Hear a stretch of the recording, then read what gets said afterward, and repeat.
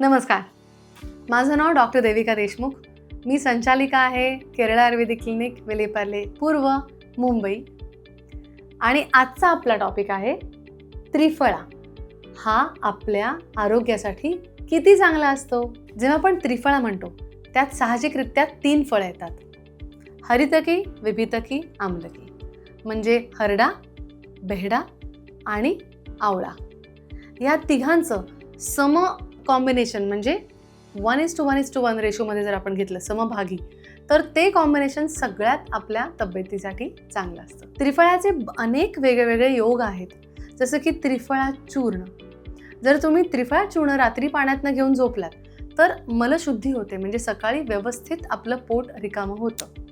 पण ते त्याच लोकांसाठी ज्यांना इमिजिएट कॉन्स्टिपेशन झालेलं आहे, ज्यांना त्याची तक्रार वारंवार नाही होत. तेच त्रिफळाचं चूर्ण तुम्ही सकाळी दात घासल्यानंतर हिरड्यांना चोळलं तर तुमचे दात आणि हिरड्या दोन्ही एकदम चांगल्यारित्या स्ट्रॉंग होतात. म्हणजे ज्यांना दाढा दुखतात, सूज येते किंवा ब्लिडिंग गम्स हा प्रॉब्लेम आहे, त्यांनी त्रिफळाने राखुंडीसारखा आपल्या हिरड्यांना मसाज करावा रोज सकाळी. ज्यांना उत्तम गाणं गायचंय किंवा कफ सारखा घशात अडकतो आणि असं होतं, वारंवार सर्दी खोकला ह्यांनी जे बेजार आहेत, त्यांनी त्रिफळा गरम पाण्यातनं घेऊन गुळण्या केल्यात की त्यांचा मंजुळेसारखा सुंदर आवाज होतो. त्यामुळे त्रिफळाचे बेनिफिट्स हे असंख्य आहेत. आता हे आपण बोललो चूर्णाबद्दल.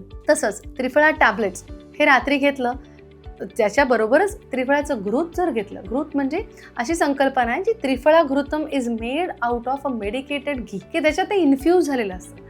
त्यांनी आतमध्ये आतड्यांना शांतता प्राप्त होते, रिकव्हरी होते आणि क्रॉनिक कॉन्स्टिपेशनमध्ये आपल्याला खूप चांगला उपयोग करता येतो. या सगळ्या गोष्टी तुम्हाला सांगते, पण डॉक्टरांना विचारल्याशिवाय आणि डोसेज समजून घेतल्याशिवाय त्या कदापिही तुम्ही घरच्या घरी करू नये. जेव्हा आपण तिन्ही फळं आणतो तेव्हा जर तुम्ही घरी करत असाल त्रिफळा, तर हे बघा ती किती व्यवस्थितरित्या कोरडी झाली आहेत. धुवून कोरडी होऊन आणि मगच त्याचं चूर्ण करा, नाहीतर हे चूर्ण लॉंग लास्टिंग नसतं आणि याला बुरशी येते.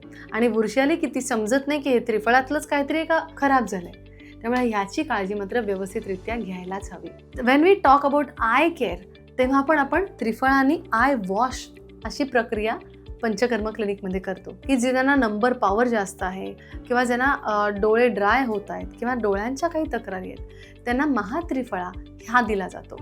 म्हणजे त्याच्यात अजून काही इन्ग्रेडियंट्स असतात with help with your eyes. Triphala रसायन हे आपण आयुर्वेदात पोस्ट ट्रॉमॅटिक किंवा पोस्ट बिग डिसीजेसच्या हिलिंगमध्ये वापरतो.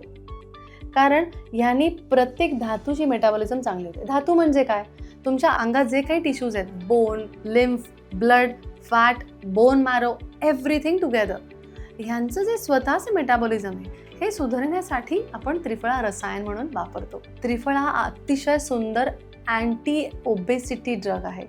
म्हणजे ज्यांना खूप जास्त फॅट ॲक्युम्युलेशन होतं इन द बॉडी, त्यांना आपण पंचकर्मामध्ये उध्वर्तन म्हणजे पावडर मसाजेस सारख्या प्रक्रियांमध्ये त्रिफळा चूर्ण यूज करून त्यांचं फॅट डिस्पोजिशन म्हणजे फॅट मेटाबॉलिझम त्यांची हेसन करतो. म्हणजे ते इकडचं फॅट दुसरीकडे नेऊन किंवा ते डिटॉक्सिफिकेशन वाया गटमधनं बाहेर काढतो. So that is how Triphala has multi factorial usage. पण त्याचा कशासाठी यूज करावा, कसा यूज करावा हे मात्र एका डॉक्टरना विचारूनच तुम्ही तुमच्या आयुष्यात करावा. धन्यवाद.